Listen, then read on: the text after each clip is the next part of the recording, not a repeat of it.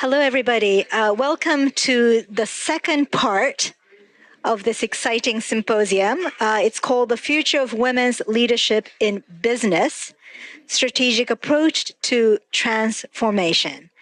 My name is Claire Chino, and for the purpose of this panel, the affiliations that I'm most proud of are that I'm a graduate of Smith College, which is a women's college, as well as Asia Society's Asia 21, which is a leadership program. So welcome to you all. I'm extremely honored and excited to be with such fantastic panelists. And their wonderful career and bios are on the webpage. So I'd like to briefly summarize their illustrious careers. Kathy Matsui, to my left, is co-founder and general partner of MPower Partners, Japan's first ESG integrated global venture capital fund. And Kathy is known for her groundbreaking womenomics research, which spurred the Japanese government to promote gender diversity. And she has advised corporations on governance and diversity's best practices. Next to Kathy is Paddy Jordan, who is the Vice President of Human Resources, Japan and Korea, for the Coca-Cola Company. He started out his career in financial services, but has been an HR person for a couple of decades, specializing in compensation analysis, consulting, and executive compensation design. And since Professor Gluck mentioned the Irish law, I have to mention that Paddy's also originally from Ireland, and we'll be asking you some questions about Ireland. Betsy Cohen, to Paddy's left, is the chairperson of FinTech Masala. She's also founder of the Bank Corp, which she served as the CEO for over 10 years. She's a creator of financial businesses with over 30 years of experience in banking, real estate, and financial law. She's also a lawyer, having founded a law firm specializing in complex real estate and financial concerns. And I must mention that she's a graduate of Bryn Mawr, which is another wonderful women's college. So today's topic, women's leadership in business, is very important, not only here in Japan, but also in the US. And I think it was mentioned in the previous panel about the World Economic Forum's Gender Gap Index and how low Japan ranks. But actually, when it comes to women leadership in business, the US is not that much better than Japan. So there are 4 factors in ranking the Gender Gap Index: economic participation and opportunity, 2, educational attainment, 3, health and survival, and 4, political empowerment.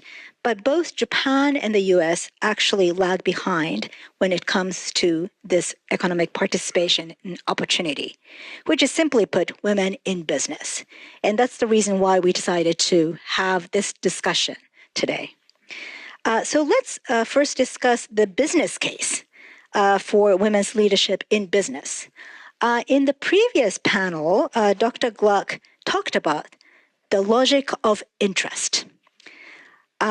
So Kathy, why is it important to focus on women's leadership in business? Which is the approach that both Japan and the US are taking? What is the business case or the logic behind this policy? Thank you, Claire, and it's great to be here. John Thornton sitting right in front of me. We used to work together at Goldman, so really great to see you. But to maybe switch to my first slide. I don't know if is it going to switch? There we go. Let's do this one more. So I hope I'm preaching to the converted in this room, but in this country, gosh, I can't believe it. It was a quarter of a century ago when I first wrote my womenomics research in 1999. And a lot of time has passed, but the reason I kind of approached the topic in that manner was because back then, here in Japan, you only really cared about gender diversity if you were interested in like human rights and equality sort of issues. if you're not interested in those issues, you didn't really care about diversity, or you didn't understand why it was important, right? And so I thought the approach to maybe convince the skeptics was to take an empirical, analytical, as objective an approach as possible. So I started looking around the world for, does diversity matter when it comes to growth, performance of enterprises? Sorry, this is a mix of Japanese and English, but anyway, this is research from a very well-known organization in the United States called Catalyst. Catalyst does a lot of gender diversity-related research, and this is a bit out of date, but it demonstrates the point that in the United States, if you take the Fortune 500 largest companies in the United States, the blue bar represents those companies with 0 female directors on their boards, and the red has 3 or more. And on the left is return on equity, on the right is return on invested capital. And I think it's pretty clear that those companies with more diversity on the board, for example, in the case of ROEs, 50% higher return on equity or profitability, for the corporation. Now, the next slide, when I did this research in Japan many, many years ago, I couldn't do the same research in Japan because there were not enough women like Claire, there's not enough senior women at director sort of level, right? So I looked at female manager ratios, or kandishoku waria. And this 2 graphs basically shows on a horizontal axis, the more you go to the right, the higher the female manager ratio is, and the vertical axis represents revenue growth and return on equity, i.e. both, as you can see, show a positive correlation, right? And so kind of using this sort of evidence to demonstrate that it does make a difference. Now, then people said, okay, so if women ran all the companies, would that be, even more profitability? I said, no, right? It's not it's this magic of different perspectives, not all women, not all men, but a difference in, I like the word cognitive diversity in the decision-making process that's ultimately the most important. And one last, before I finish is, I don't know if you wanted me to talk about this right now, but just one more slide, because I've been tracking this for so long, is sort of what's really changed in Japan. Well, first of all, as part of a whole string of, many of you know, corporate governance reforms, particularly initiated by the former Abe administration starting around 2013-14, there was introduced, number one, a stewardship code for investors, quickly followed by a corporate governance code. By the way, India had a corporate governance code before Japan. Think about that. So only in 2015 was this introduced. And as kind of part of that overall corporate governance reform, in 2016, this law came into place, which is called the Female Employment Promotion Law. This is very important because this introduced transparency. You can't move the needle if you don't know where the needle lies, right? We had no idea what the female manager or diversity conditions were at the biggest companies in this country until this law. And that forced companies to disclose their gender breakdowns and also highly encouraged them to set diversity targets. We also now recently, as some of you may know, we now have for the stock exchange a very, let's say, heavy rule guidance, whatever you want to call it, to have at least one female board director by 2025. And the target is 30% female executives by 2030. And as I wrote, currently less than 4% of those firms have reached this target. So a very long way to go. And lastly, on this slide, you should know that if you observe annual shareholders meetings in this country, it's really changed. So now many institutional investors have voting guidelines for how they vote in AGMs. And included in that is if the company has no female directors, that triggers an automatic no vote against the CEO. And I wrote on here, and I hope there's nobody from Canon here, but I love Mitarai-san, but there's something called the Canon shock. Canon CEO Mitarai-san had his approval rate go from, I think, over 75% to just around 50 in last year's, I think, AGM season. And everybody called this in Japan, Canon shock. Because for the first time, and he's a brilliant CEO, right? But because they have no females on the board, guess what, right? And this goes for State Street, for Norges, for Goldman Sachs Asset Management, but also for domestic Japanese investors have this rule as well. So I just want to point these out because I think things are actually, the winds are blowing pretty strongly in the direction that is putting more pressure on companies. But ultimately, and I want to say this, there's only so much sticks can do to change mindset and behavior. I think companies still need to do a lot more to embrace what I said earlier, understand the value of having diversity in the decision-making processes, but also work more intentionally to try to develop their female talent. And I'm sure we can hear more about that in a moment. Thank you. This conversation is actually going brilliantly because 2 panels ago, it was a panel on finance and the financial services and what's happening in the stock market. And they were really excited that they were able to have the panel when the Nikkei was hitting 40,000 yen after so many decades. But, governance was something, corporate governance was a very important topic during that panel as well. As you mentioned, the stock exchange is moving in this direction of disclosure. And one of the disclosures that listed companies, especially those on the prime market, they are expected to and required to, not required to, but, they're hoping they would be disclosing in the information on is the wage parity issue. And I want to turn to you, Paddy, because you are an expert on wages. And after Claudia Golden won the Nobel Prize for economics, the Mainichi newspaper, which is an English-Japanese newspaper, ran an editorial titled Nobel Prize for Gender Pay Gap Research, a wake-up call for Japan's workplace. And the editorial states that even if the number of working women increases, gender equality cannot be achieved when their wages remain low. At a press conference following the Nobel Prize announcement, Golden emphasized that Japan can't solve gender inequality just by having women in the labor force. Can you talk about some of the initiatives that your company, the Coca-Cola Company, has taken in addressing this wage parity issue? Sure. Before I answered, something I've been reflecting on and listening to the previous panel, and trust me, I'm not avoiding the question. I'm coming back to it, okay? But first of all, there's a part of this that I'm very humble to be here. I'm the only man on a panel. And while we might laugh, I'm serious. I'm the only man here to talk about gender equality. And to make it worse, I'm a white man. And to make it double worse, I'm a white man in a senior role. And then I'm going to add something else, which is probably going to shock you all. I'm actually biased against women.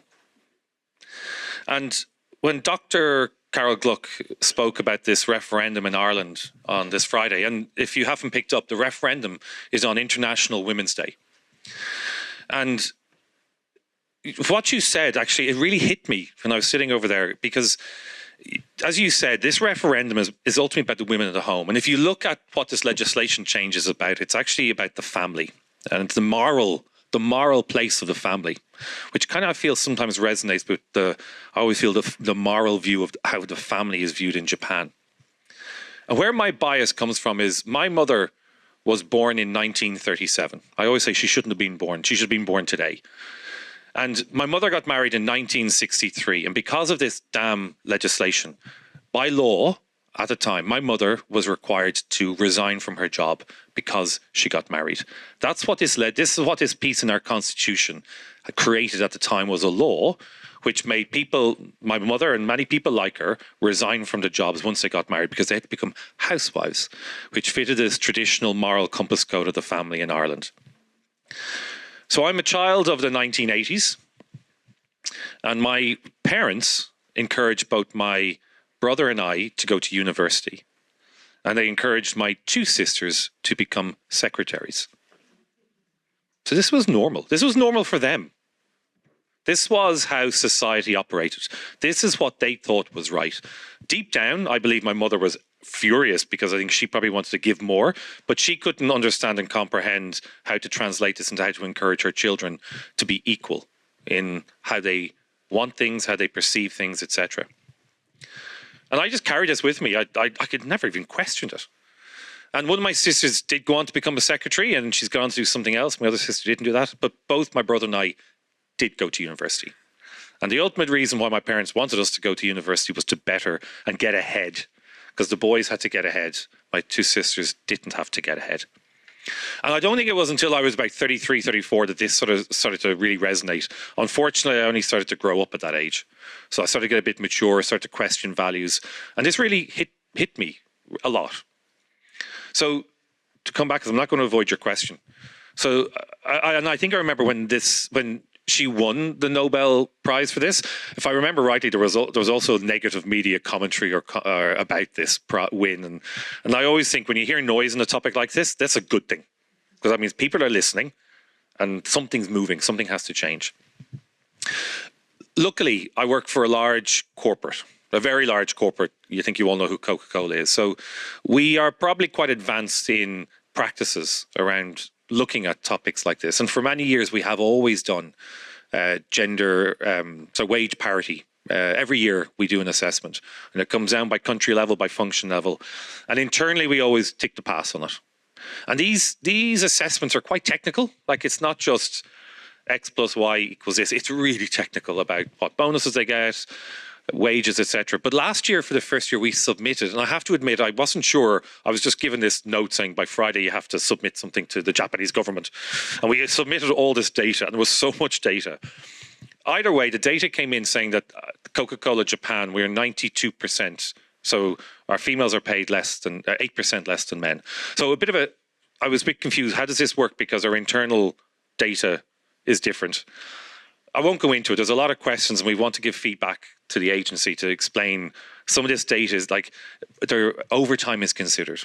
And I don't know if that's really a fair assessment, considering in our case, men get more overtime than women, because I don't know why they want to work longer, but they do. So there's a lot of things like that I question. But it comes back to when I got the data, we really thought about it, going, okay, well, where is the problem? What is the problem? But what we've stuck to is some principles on pushing gender equality in Coca-Cola. A bit of context: when I moved here 4.5 years ago, I found that this was a huge issue for us. 19% of I call them our key decision-making roles. 19% were held by female, and in Coca-Cola we have a sort of a principle. We refresh the world and make a difference, and we mirror the markets we serve. So with that principle alone, the mirror markets we serve in Japan, that doesn't make sense to me, because like 19% females in key decision-making roles doesn't make sense. And to make it even worse, there was something like 20-odd% foreigners in these roles. So I'm like, where's the balance? Because this principle of mirroring the markets we serve has to be equal across all aspects. So we put our heads down to changing the number of local leaders. So increasing that to at least 50% Japanese to foreigners, because being an international, we do carry a lot of expats. And then the other piece was around females. And one of the things that we have been doing in Coca-Cola, which I now realize it was a really strong blessing, because at the time when I was introduced, I was a bit resistive, is we've been collating a lot of data on our leaders. We've been doing these big assessments for a number of years. And these assessments give us really rich data. And this data is around development needs, but also it gives us really good indication on run path, or where people can progress to. Very, very insightful. And it's amazing because now when we start doing assessments and when we start looking at who gets the roles, we put the data, the quantitative, also with the qualitative. As lovely as that story sounds, Carol, I'm picking on you again because you mentioned the will, and I resonated as well, because you have to have a will to make this change. At the end of the day, bias still applies, and you will pick the person you prefer to pick because you know them best, whether they're male or female. But in most cases, unfortunately, it's male. And I've learned, one thing that I've learned, and I think it comes back to that sort of that principle I wanted to call out about my bias, because this thing that I'm conscious is so inherent in me, is I get heavily involved in how we do recruitment now. Like, I lean in a lot.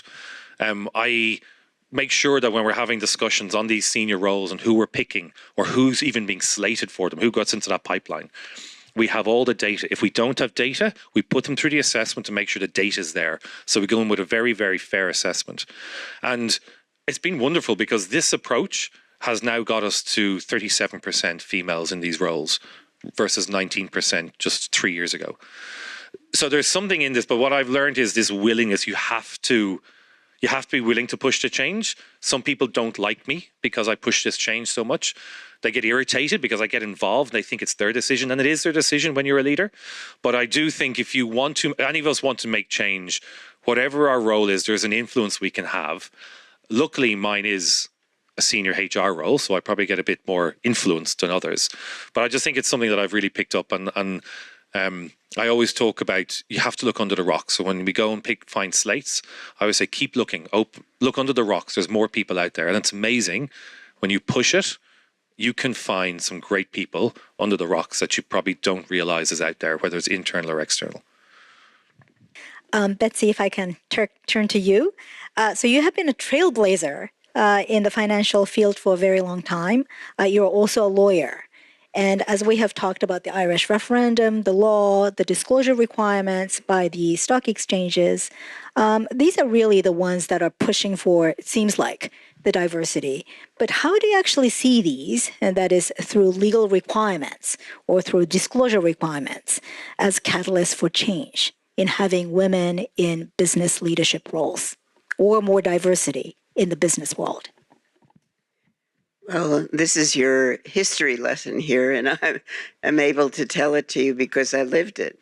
The good news is that there has been some progress, and I give you my own statistics that when I went to law school, I was one of 6 women in a class of 200. I was the first... but I did go to Bryn Mawr, which does graduate more STEM PhDs than any other college, so I had a leg up, so to speak. But then I was the first female clerk for the chief judge of the Third Circuit Court of Appeals. And then I was only the second woman on a law school faculty in the country. That will give you a sense of where we were. But I was so naive that I thought I was a person. I was a professional. I was smart. And when I was hired to be an intern at a law firm between my second and third years, I did what I thought was brilliant work for a second-year law student. And at the end of that period of time, generally what happens, and I was on the law review, so I was a good student, one's offered a job. And the hiring partner came to me and said, with a blush on his face, which gave me the answer before he even opened his mouth, he said, our senior partner said he's not ready to have a woman as a professional colleague. I was almost speechless, but never, as some of you in this room will attest, am I completely speechless. So I said to him, and I don't know where it came from, but I think this is your loss. And I vowed from that point forward never to work for someone else where they could determine my future. I know that's not always possible. And so when I went as a business person some years later, went to talk to women's groups at business schools, and there were a group of women who wanted to work for large corporations. I always said to them, look for a corporation where the CEO has only daughters, because the process of advancing, as we've heard, is not only what you know, but the emotive interaction between you and the person who is making that determination. And the empathetic aspect of having only daughters is very critical. I think that Paddy touched on it when he spoke about his early childhood reaction to his mother's, we call it in our family, the Aunt Faye syndrome, because all of the women in a particular family, my husband's family, were almost by and large brighter than the men in that family. There were some exceptions. And he's sitting in the audience, so I have to say that. But the Aunt Faye syndrome is in the family business. Aunt Faye was the bookkeeper and the person who typed things. Now, I have to share with you that one of the attractions, and she taught my husband how to type. One of the attractions at when I met Ed was that he could type my papers, because I had studiously avoided learning how to type. So when I applied for jobs and they suggested that I would type, I would say, that's very nice, but I can't type. So that's the evolution of that aspect of our lives. But there are so many cultural aspects to the making of a choice. And I think, again, Paddy and Kathy touched on them when they talked about finding the data, because the data is harder to refute than the immediate empathetic response. When I left the teaching of law because I'm a sort of itchy person, and thought that I could move on to the next aspect of my life, I started with my husband, whom I had met in law school, a law firm in which we invited many of our law review colleagues to join us in the practice of law. And I suggested to them that we not have the traditional law firm, but that we have a law firm in which we say that we will only take 5 clients, and they have to interview for the positions. Well, this was nuts. I mean, really crazy, and they were terrified. But I had my way, and we did this very unusual thing, and always had a long list of potential clients.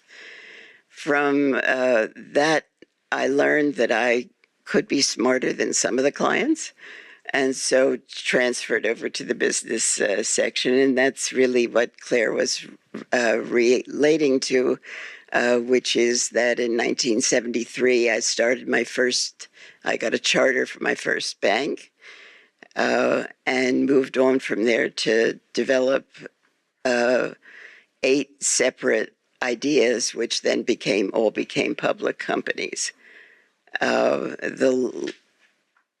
The culmination of all that was that in 2015, I decided I had operated quite enough companies and thought I would retire. My family was in a moment of panic.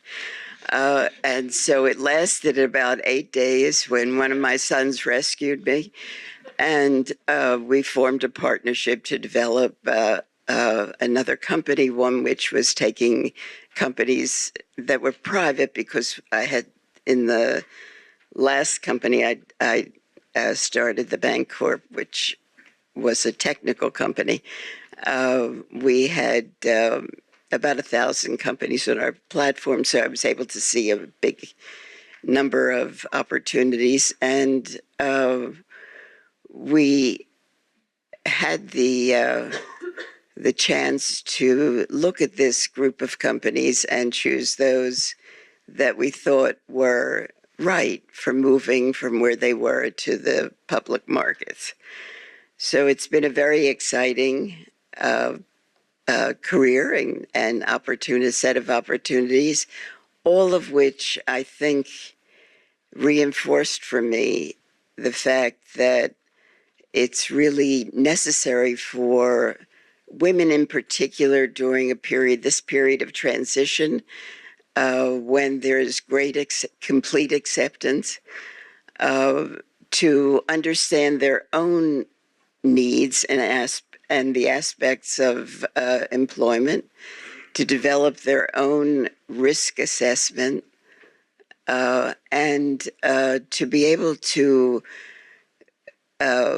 if particularly in a large corporation, but also in smaller businesses as well, to be able to enter through a gate which gives them an impartial and a quantitative way of being evaluated, because that takes some of the gender aspects out of the decision making.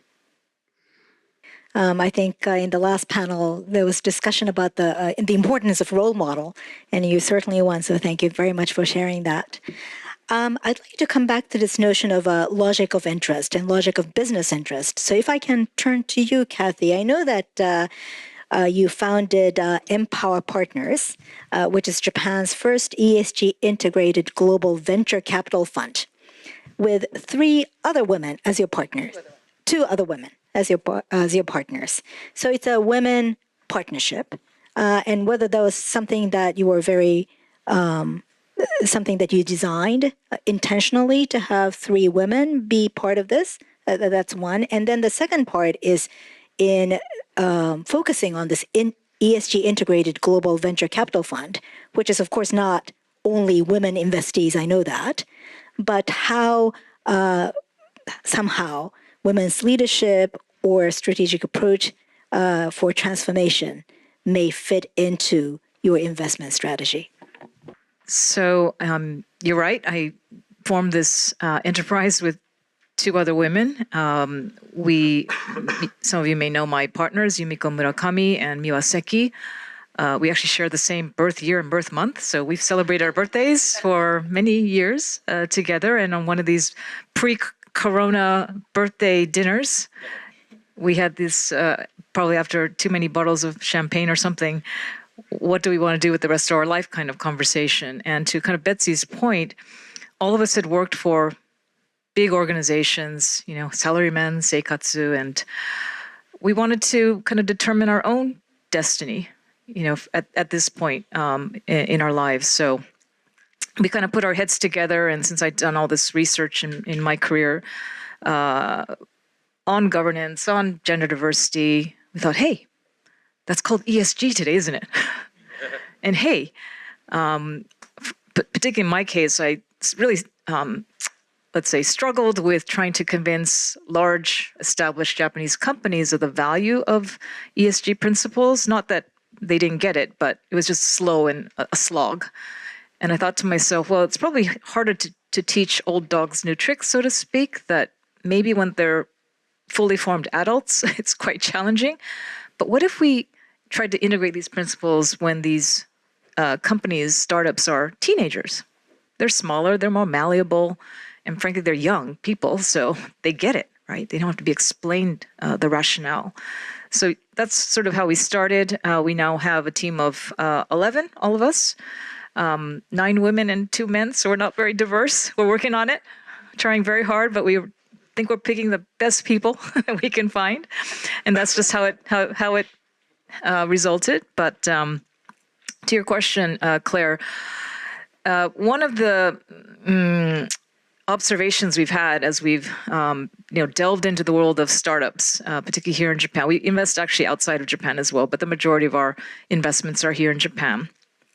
Is that many people say, oh, there are not a lot of female entrepreneurs in this country, not a lot of risk takers. Well, full stop, for men and women, but particularly for women. But we've actually met quite a few. They are out there. Yet for whatever reason, they don't have access to capital or networks or, mentorship. And we came across a piece of research in the United States that actually showed, no surprise, women-founded companies raise much less capital than their male-founded peers, yet the performance of these female-founded companies was actually superior to the male-founded companies. I thought, wow, this is so interesting. What if we did or tried to do similar research in Japan? So this is can you get the slide up? Yeah. So big caveat, this is very small sample size. It's for IPOs in Japan between 2020, so it's missing the title, 2020 and 2021.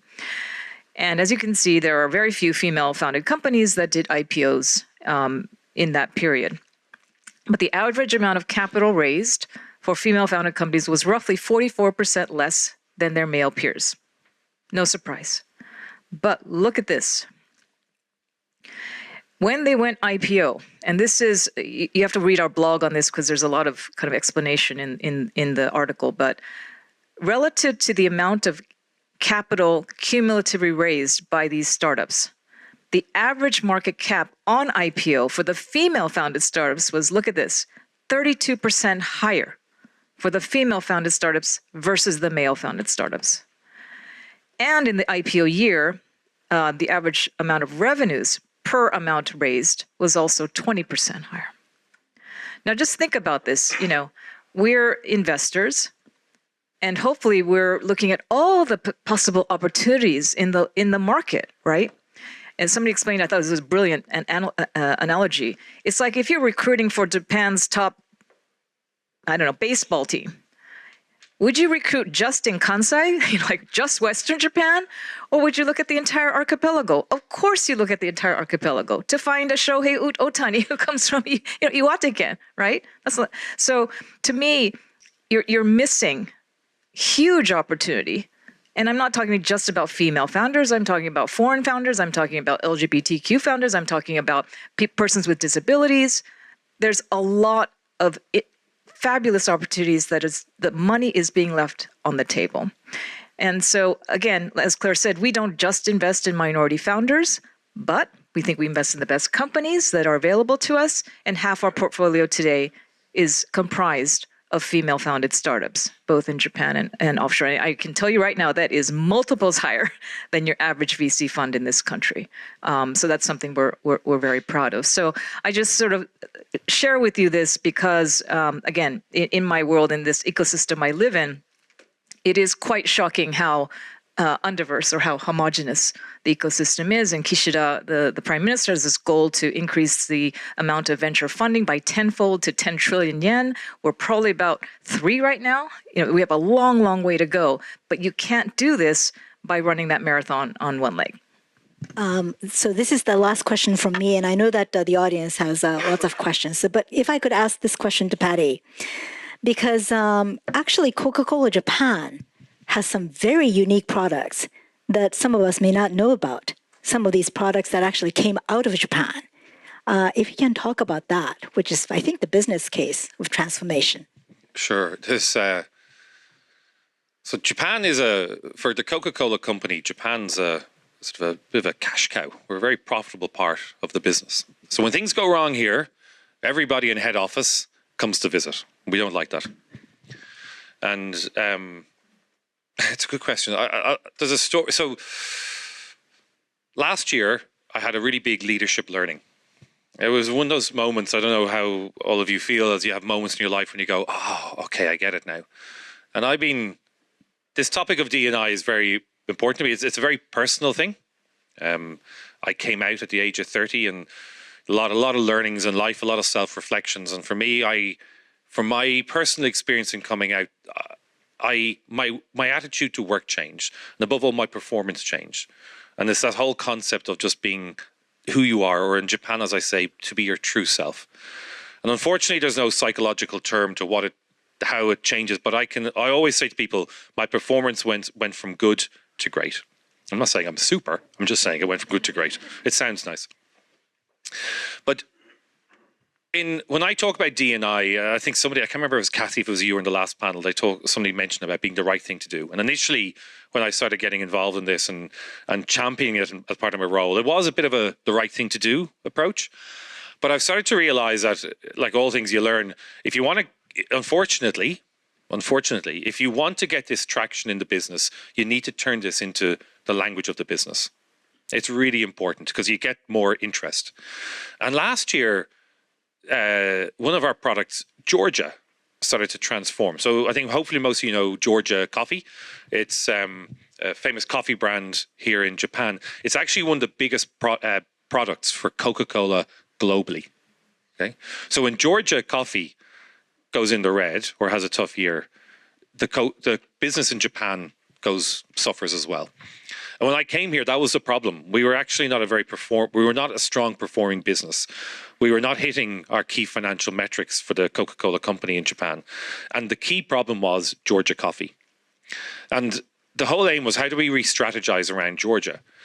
And we couldn't get it. People couldn't get past the mindset, because Georgia coffee, its narrative to the market was the salary man. You know, they have their can of coffee, they come off the train, cigarette, short sleeve, white shirt, drinking there with their bottle at their desk, sipping on it all afternoon. And we could not get our heads around, how do we re-strategize to something different? And look, when these things happen, when it's so critical, it does mean changes. It means some people have to move on, and we help them find different careers.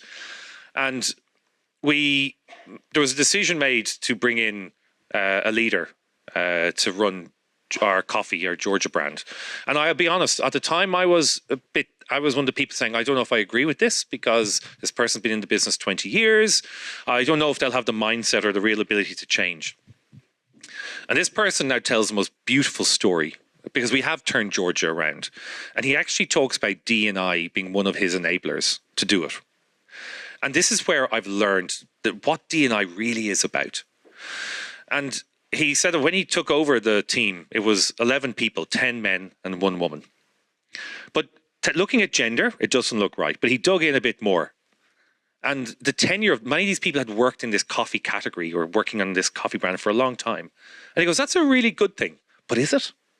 Do I have the right people? So he started to move people around. He helped some people move to different categories, not for performance issues. It was just, I think I need change. So he brought people in from Coca-Cola, from water, and he let these coffee people move to different categories, get different experiences. So he took a career lens on this for people. He brought in some new blood. And then what he also did, which was part of his thinking, but it wasn't necessarily a strict plan, he actually changed the dynamics of gender from 1 woman to 5 women and 6 men. And he always wanted the best people, irregardless of gender, where you've worked before. But he knew he had to shift the dial on many factors to get that diversity of thought. And I thought the most clever thing about the story is he went back over the last 3 years of all the work that they did on Georgia and why they couldn't turn it around. And this new team of 11 people, or some were existing, but this new minds of 11 people, yes to this, no, no, no, no, yes, no. And they relooked at it. And then they actually worked with a new agency that we have, where this brought new, fresh minds to what it could be done. So we've turned our brand around, and D&I is just one little part of the story. There's also a great thing on a really good strategy, working on great insights into what's going on in the market, the future. And our new brand of Georgia is no longer about the salaryman. It's multi-generational, but actually a focus on youth and having moments that you enjoy. And we started using AI technology to get people involved. We would not have done that if we maintained the same principles that we had before. And the big lesson for me, and what I want to share is, I spoke to him and I said, how, wow, this is amazing. And deep down I was like, I can't believe I didn't think you were right for the role. But he proved me wrong. But he said something to me. He said, you know, in the years we've been here, all these things we're doing, like these type of talks today, when we celebrate International Women's Day, Pride Month, when we put something in a newspaper about what we're doing. He goes, at the start, I think people just think it's the HR thing. But he goes, what all this has done is just stem curiosity. Every time we do something, you might sit there going, oh, here we go, another topic on gender or LGBTQ. But actually, you're starting to go, oh, okay, that's interesting insights. I never knew that before. And he goes, all this just stems a lot of curiosity. So my learning is, I kind of have this formula that I talk about now, which is all these internal activities that you do in a company, and any external activities you do, like things like panels, etc., external speakers, all that stems curiosity, which drives people to how they can impact the business and looking at things a bit differently. And we're getting more stories like that come through in Coke on some of the other activations we're doing. So it gives me, I'm trying to learn how I tell this story better, because I feel like I get so excited, but I need to figure out how I tell this in a way that makes more sense that shows that, yes, this does have a true business impact when you look at D&I from a lens of how it can really shift the mindset. And hopefully these examples will help other people see the benefit in doing it. Thank you very much, Paddy, for that. So let me turn to the audience. And I know that my time management wasn't so great, but there are so many interesting stories to hear. So if you have questions, please raise your hand. And maybe what we can do is collect some of the questions and then first, rather than one-on-one. Thank you all so much for your comments. It's very enlightening. So I'm from Texas, in the United States, where we're pretty famous for not supporting working mothers in particular. So in the US, of course, there's no guaranteed maternity leave. Healthcare is horrible when it comes to especially just having given birth and the first couple months afterwards. And then a lot of women experience difficulty re-entering the workforce after having children and then being supported to continue their careers and to continue to grow and develop, kind of engaging in this national conversation about how women can't do it all, right? You can't be a working mother. You can't advance your career. So I'm wondering what you all are hearing from your employees and what kind of policies you've implemented to support working mothers as they continue to grow their careers, and also where you see the future of this dialogue headed. Okay, let's take 2 more questions and then come back to the panel. Yeah. Kathy, I'm curious whether when you went to raise capital, being an all-women firm was an issue. Question? Yes. A woman in the second row. So I'm for diversity, definitely, and I'm coming from a world that diversity is very important. And this is very clear. I would also like to ask, what are the prices of diversity? What price do we pay as companies, as organizations? Not because I'm against, just because I want to improve, because there are new challenges. After being, after implementing diversity, there are new challenges. What are they? And how do you find the way to deal with them? That's it. Thank you. Betsy, do you want to take any of those questions? I can't answer whether Kathy had any problems, but I could take a crack at some of the others. I think that all transitions require adjustments. And so what you're really talking about is a landscape in which diversity has some maybe bumps in the road, whether for, and I don't know whether your question was for the individual or for the company, because that wasn't, I think, my focus.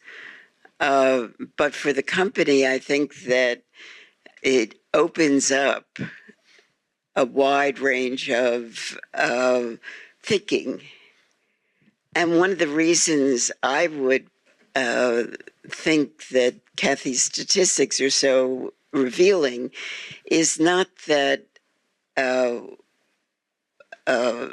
just by adding diversity, your ROI goes up. I mean, that's not exactly how it happens.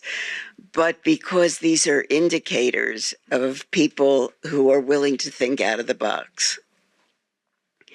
And that's, I think, what the mark is.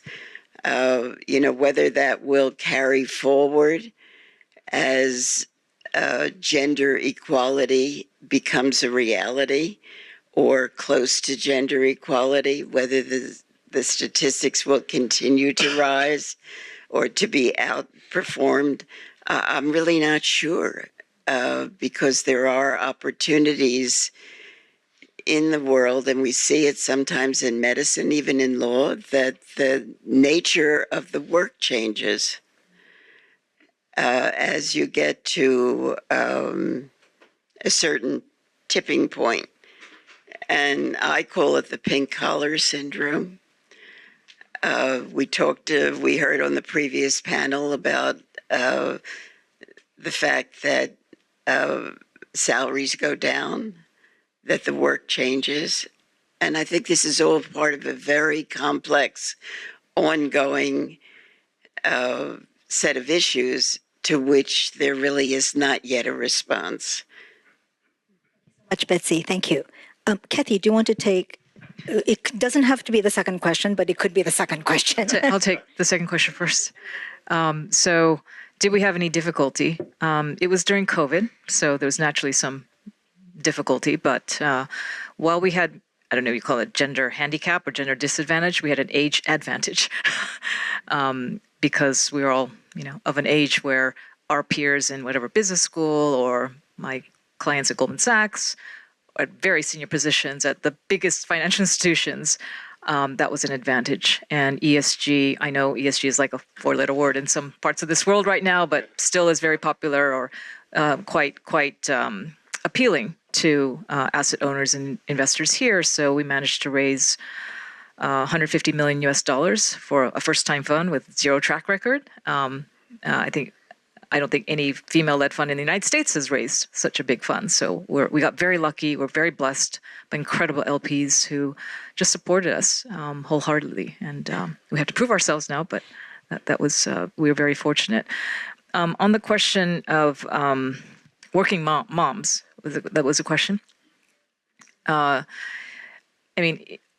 only worked for foreign firms here, so I have a very biased sort of sample, but I think for traditional Japanese companies, what I often find kind of challenging is this basically 1 year of maternity leave, which is very generous, right? And you're an expert there, but it is a very long time to be kind of out, right, of the flow of information. And so, of course, that's a personal preference, and I know women have taken 2 years off, right? But to me, if there's some way you can kind of find a golden mean or at least keep the women engaged to some degree, that's one thing. And second thing is try to give them, I think I heard in the other panel, kind of stretch assignments before these life events occur to the extent that's possible. And of course, in a fair and objective manner, but give these opportunities to the high potential women in your organization, I think is super, super important. At Goldman Sachs, Japan, believe it or not, we had a on-site daycare facility. It was not technically on-site, but it's a 5-minute walk away.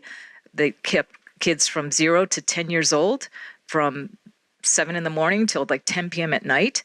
I'm telling you, this was a fight we fought with the Japanese Goldman management, but the fact that we had it, we built it, was the most powerful recruiting tool we could ever have. So we were very proud of that. And then the last question on the price paid, definitely. And I have women who say, I don't want any of this women network stuff. I don't want to be singled out. Or of course, the guys always complain, why do they get budget? And we don't have anything. And there's always going to be that noise and that chatter. But at the end of the day, what does every organization have in terms of its most critical resource? It's its human capital, and especially here in Japan. And it's running out, unfortunately, right, of that capital. So what are you as an organization doing or have to do to attract and retain the best quality talent? Every day, that to me has to be your number one question before you go to work, right? Are you creating that atmosphere where people are comfortable or psychologically safe? But you have to also build in, I think, into place, and I learned this, in finance, really intentional programs to encourage, to give confidence to women in particular, to want to reach that promotion target or stretch for something. And without that kind of encouragement from the back, I think it's always hard. And that goes for women everywhere. But to your price question, there are prices paid, but to me, the prize, not the price, but the prize is tremendous, right? And it benefits all in the ecosystem, not just women. And that I think cannot be forgotten. Yes, you have a question? Actually, I wanted to raise a point which has been missed in the discussions. And I think it is important because you're talking of women's leadership in business or public sector or whatever. And it is this because it's about women and leadership. I've just addressed a group in Singapore, and foreigners came. They were permsecs, they were in leadership positions. And many of them said they did not know how to exercise that position well enough. So apart from getting women into place, increasing the figures for diversity, I think for women to succeed, you better put in place courses or opportunities which allow them to learn how to behave as a leader. What are the behaviors that leaders do? How do they find support? And the questions, I got a group of IWF, International Women's Forum, women who are high achievers, and they were popping questions at these women. What did you do in this situation, in this difficult, what sorts of, how did you resolve that situation? And they said they learned from situation. So apart from, and maybe in your human resources, Mr. Jordan, you would think of how you would come up with courses for women and leadership. What is leadership behavior? You're right. It's a really important component of development of leaders, and especially on females as well. One of the other things I always think courses are courses, and you can go and you'll take it as you will. But it comes back to something we talked about earlier on, and what Dr. Carol Gluck was saying about the will. And when I'm going to take this very sort of, I hope this doesn't sound really bad, but when you look at how businesses are run, people are time limited. It's a horrible reality. And but it is a reality. And we talk about leaders needing to provide X amount of time. This is a priority. It is a priority, but also running a business and getting results is a priority. And this is where the will comes into it. And I find when it comes to anyone, especially gender or others that might be a minority, might not get the exposure, sponsorship is really important. And having someone who will sponsor you, who will be there, who will vouch for you, who will help you. And we had a situation, this isn't so much at the very senior leadership levels, but last year we had a situation where we had a Japanese female leader get an opportunity to go overseas. And so one of the big things we're pushing in Japan is getting our people overseas, because our Japanese talent is not landing roles overseas. So there's this one particular lady who we have a sponsor for, and she went for this role. To me, she would be great at it. She didn't get it. She performed really badly. So we went in, it was myself and her sponsor, we went in to the hiring manager and to the others. This is role based in Southeast Asia. And we spoke to them. Tell us more. And they told us what went wrong. We're like, look, this isn't right. So the data, we pulled the data out, and we went in with showing them why this person could do the job. And when the leader sort of sat back and looked at the other candidate, and we looked at the runway of them, they ended up choosing this person, the lady instead. And when I think, for me, it was a big reflection going, if we just let the process run, she wouldn't have got the job. But when we really put to light the power of a sponsor and having the right conversations, and look, it could have been that she wouldn't be the right person, that would be fine, but at least we had the conversation. And for me, it's a big learning, and a sponsor shouldn't be reactive, they need to be proactive. So it's a big part to me of how do we ensure, and for me, the sponsors that we have in our company, how do you be proactive? How do you know what they're doing? How are you helping them get ready for the next role? And that's another piece adding to the development as well. Let's carry this conversation through at the reception because we actually have a very exciting performance. Paddy, thank you for mentioning the next generation. We actually have some next generation people coming up on the stage. But before I do that, welcome the next generation performers. I'd like to thank the panelists. Thank you very much.